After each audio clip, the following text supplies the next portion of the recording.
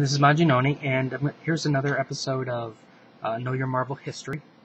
I'm going to cover the Uncanny X-Men from issues 94 to 100 and Giant Size X-Men number 1. Now, this is probably one of the most important time periods in X-Men history. Now, for those of you who didn't know, the X-Men were pretty much, they were not a top-tier book. A lot of their sales were not very good, and there's a period of time where the X-Men was just reprinting the older issues.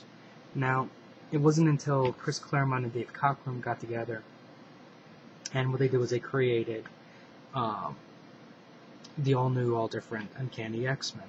And this is where they brought in Wolverine, Colossus, Nightcrawler, Thunderbird, Banshee, Storm, and Sunfire. Now, a couple of these characters were recurring, but for the most part, this was basically a whole new cast of characters. To give you an idea, these are the issue covers. Now, I'll show you issue 100, because actually issue 100 is that one of those iconic covers that they keep using over and over and over again. Now, just to give you an overview, actually, I'm going to show it to you right now. Let me see here.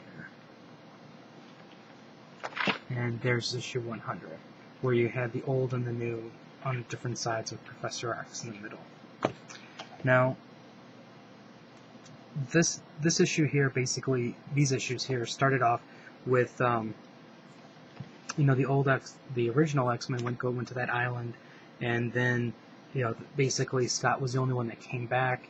Then Professor X was like, ho, ho, ho, we can't let our X-Men die there, so let's quickly look for replacement X-Men, and then they can go save them.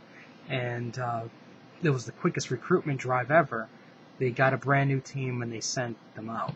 Now, the significance of that storyline really wasn't felt until later, which was, I think, about 2 or 3 years ago, where Marvel released the Deadly Genesis trade series, where they introduced the third Summers brother, Gabriel, or otherwise known as Vulcan.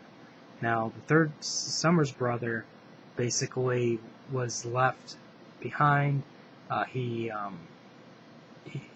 Well, actually, I don't want to go into too much detail, but basically, he turned evil, and he went on a rampage, and he eventually went off into space, which I'll cover all of that later. But anyways, this is basically where all that started from.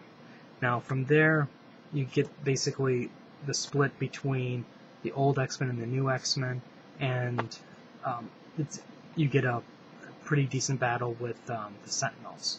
Now, all of this is setting the stage for the next trades, which I think was issues 106 through 108, where you have Ileandra, or whatever her name is, the Shi'ar queen, and where she asks for help. And of course, this is all setting the stage for Phoenix to appear. So all of this was basically laying the foundation for the most significant stories in terms of the X-Men.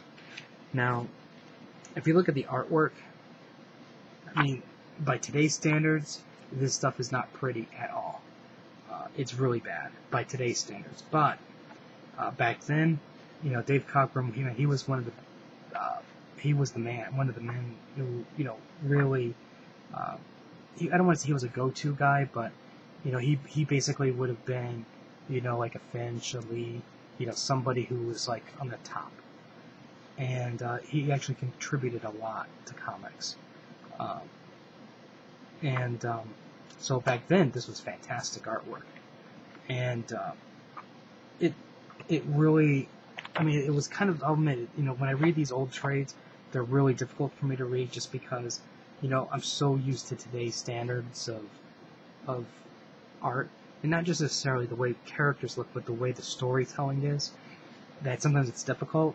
But if you like the X-Men, this is one of those trades where I would really recommend picking up, because, like I said, this is key to the foundation of who the X-Men are today. Without this, there would be, like I said, there's a good chance it would have been canceled. Now, one thing I liked about this is it also set the stage for the bickering.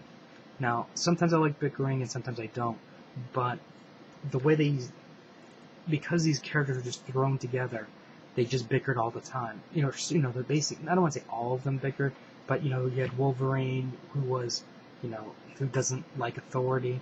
You had Thunderbird, who, basically went out, tried to prove himself a little bit too much, and then he was eventually killed. And you had Sunfire, who just basically did, F you, I'm out of here, and just left. You had Nightcrawler, who had no place else to go. You had Storm, who was like, this interests me, so I guess I'll stay. So it was really a weird team dynamic. In a way, it almost set the stage for, like I said, it's what's going on today. You had the bitterness with Wolverine and Angel, Cyclops, all of that anger and stuff like that. They never got along even from the beginning. So, this, like I said, this was probably, these were like, this is probably, like I said, the golden age. If you have any comments or questions, just let me know. Rate the video up or down, let me know what you think. I have more of these trades, so I'm going to be doing the volume 2 and 3 and so on. Because then, like I said, from here, then we go into the Byrne Claremont era. So I'll talk about each one of those. But anyways, if you have any questions, let me know.